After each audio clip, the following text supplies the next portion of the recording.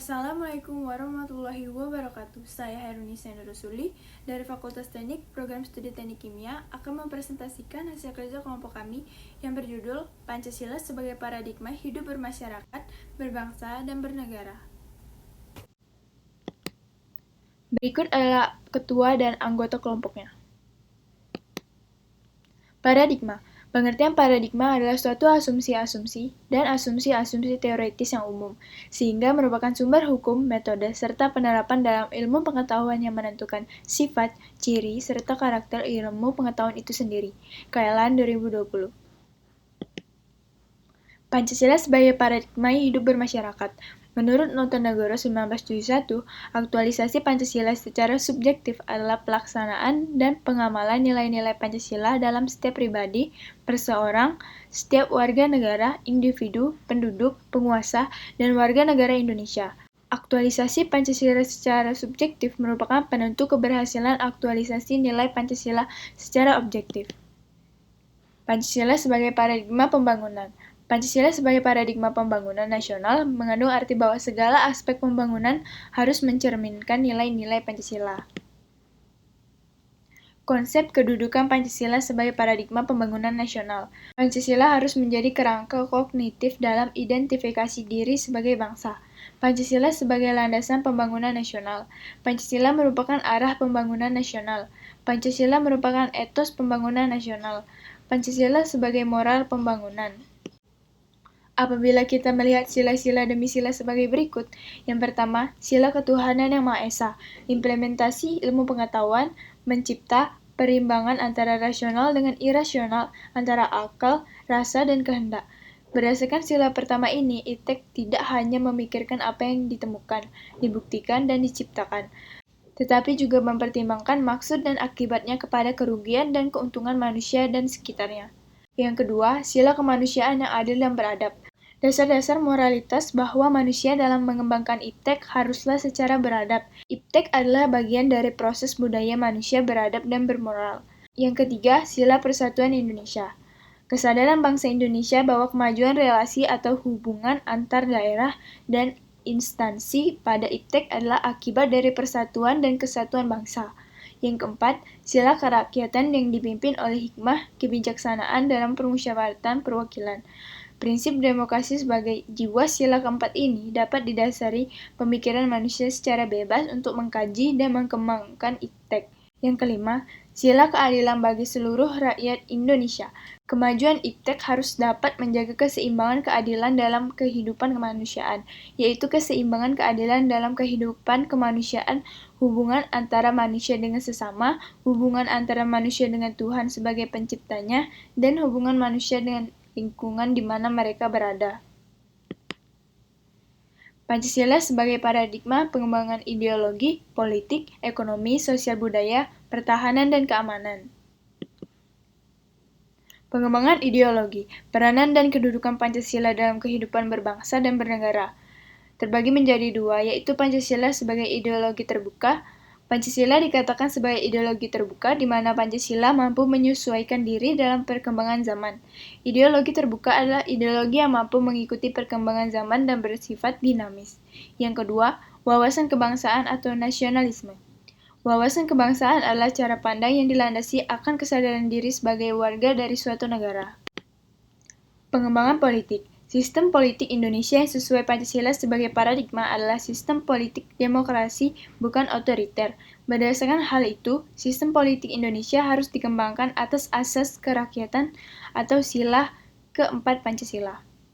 Unsur yang perlu dikembangkan dan ditingkatkan dalam kehidupan politik, yaitu yang pertama, sistem politik nasional yang berkedaulatan rakyat, demokratis, dan terbuka. Yang kedua, kemandirian partai politik dalam memperjuangkan kepentingan rakyat. Yang ketiga, pendidikan politik kepada masyarakat untuk mengembangkan budaya politik yang demokratis. Yang keempat, pemilihan umum yang berkualitas dengan partisipasi rakyat yang seluas-luasnya. Pengembangan sosial budaya. Pancasila pada hakikatnya bersifat humanistik, karena memang Pancasila bertolak dari hakikat dan kedudukan kodrat manusia itu sendiri. Hal ini sebagaimana tertuang dalam sila kemanusiaan yang adil dan beradab. Oleh karena itu, pembangunan sosial budaya harus mampu meningkatkan harkat dan martabat manusia, yaitu menjadi manusia yang berbudaya dan beradab. Pengembangan ekonomi. Sesuai dengan paradigma Pancasila dalam pembangunan ekonomi, maka sistem dan pembangunan ekonomi berpijak pada nilai moral daripada Pancasila. Secara khusus, sistem ekonomi harus mendasarkan pada dasar moralitas ketuhanan atau sila 1 Pancasila, dan kemanusiaan pada sila 2 Pancasila. Sistem ekonomi yang berdasarkan Pancasila adalah sistem ekonomi kerakyatan yang diasaskan kekeluargaan. Sistem ekonomi harus dikembangkan menjadi sistem dan pembangunan ekonomi yang bertujuan pada kesejahteraan rakyat secara keseluruhan. Pengembangan pertahanan dan keamanan. Pancasila sebagai paradigma pembangunan pertahanan dan keamanan dimaksudkan bahwa Pancasila sebagai sistem atau nilai acuan, pola acuan berpikir atau jelasnya sebagai sistem nilai yang dijadikan kerangka landasan, kerangka cara, dan sekaligus kerangka arahan atau tujuan bagi pertahanan dan keamanan bangsa. Pancasila sebagai paradigma reformasi.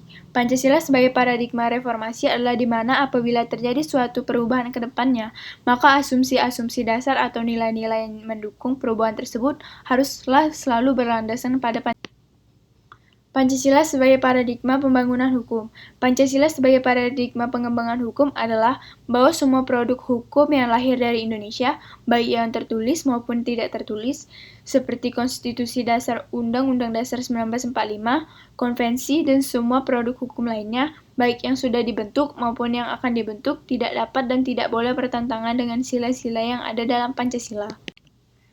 Aktualisasi Pancasila terbagi menjadi 2. Yang pertama, aktualisasi Pancasila objektif. Aktualisasi Pancasila objektif yaitu aktualisasi Pancasila dalam berbagai bidang kehidupan kenegaraan yang meliputi kelembagaan negara antara lain legislatif, eksekutif, maupun yudikatif.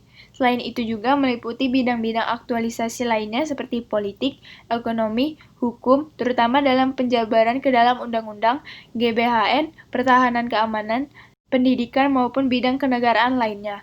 Yang kedua, aktualisasi Pancasila subjektif. Aktualisasi Pancasila subjektif adalah aktualisasi Pancasila pada setiap individu, terutama pada aspek moral dalam kaitannya dengan hidup bernegara dan bermasyarakat, tidak terkecuali warga negara biasa, aparat penyelenggara negara, penguasa negara, terutama kalangan elit politik. Kesimpulan dan saran. Kesimpulannya, istilah paradigma merupakan suatu asumsi-asumsi dasar dan asumsi-asumsi teoritis yang umum, atau merupakan suatu sumber nilai, sehingga merupakan suatu sumber hukum-hukum, metode, penerapan dalam ilmu pengetahuan, sehingga sangat menentukan sifat, ciri, serta karakter ilmu pengetahuan itu sendiri. Kemudian, di dalam Pancasila itu sendiri terdapat paradigma pembangunan di antaranya meliputi ideologi, politik, hukum, ekonomi, sosial budaya, pertahanan dan keamanan, dan iptek. Kemudian, aktualisasi Pancasila terdiri dari 2 macam, yaitu aktualisasi objektif dan subjektif. Saran dari kelompok kami, melalui PPT ini kami menyarankan agar pembaca tidak berhenti sampai di sini saja menggali ilmu tentang pembelajaran PKN. Tentunya, mengenai media pembelajaran PKN, kami berharap agar pembaca terus menggali ilmu dan mengetahui problematika pada pembelajaran. Itu saja yang dapat saya sampaikan, kurang lebihnya mohon maaf, saya akhiri. Wassalamualaikum warahmatullahi wabarakatuh.